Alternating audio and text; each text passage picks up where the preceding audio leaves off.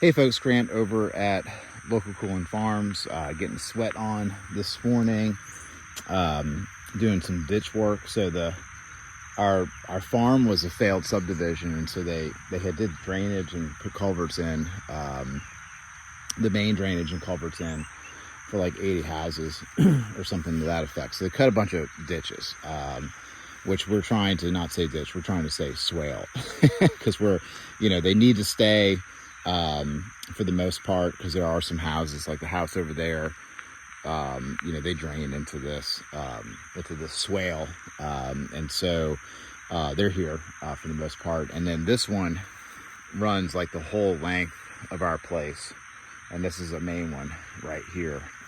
So there's an intersection here. So what we did, which we're going to be undoing, is we had fenced out the swale, which at the time was a good idea, but now I'm kind of seeing the benefits of running the animals in the swales themselves, because you can see this overgrowth and the vines. It's just going to turn into a complete nightmare mess. And so I'd rather have grass growing in here. Yes, it's going to be wet, but we can get grass growing in here that the cattle will graze. And so we've got a 3-strand doing this internal fence, and then we've got this 3-strand internal fence going. So what we're going to be doing is we're putting a post in right there, and we're going to be running a fence across this ditch to meet that 3-strand over there, and we're going to put a post in over there, and then we're going to put a cattle panel in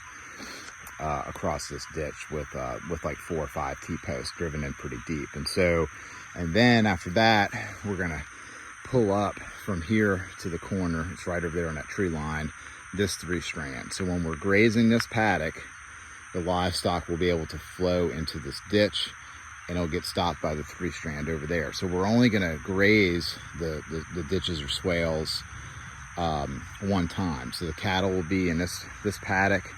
They'll cross a culvert over there, they'll enter this paddock, and then they'll have access to the swale.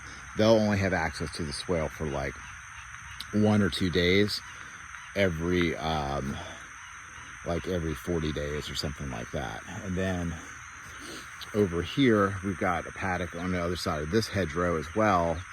We're putting another fence across the swale up over there.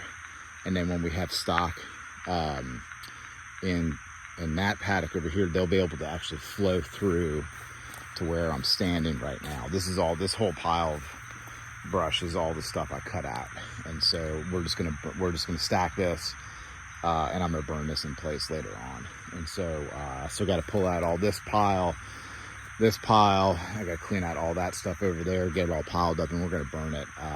And yeah, so because we still got square footage in here to grow grass, and then if we can stabilize this bank with grasses and not overgrown weeds, and get stuff growing in here, we can actually hold on to all the soil and then actually improve the water percolation, infiltration, reduce our any runoff type stuff that's going on at the farm. So anyways, that's what we're doing. So moral of the story is I'm okay with changing up the fencing once we kind of have an aha moment. And then as you progress, we can't be afraid of undoing that work, because I don't want to be like, oh, we did all this work and not redo it and improve it. That's kind of ridiculous. Anyway, so that's what I'm up to this morning before a squall line comes through.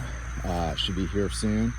So I'm gonna tighten a couple things up, grab the gear, and get out of here. Y'all have a good one.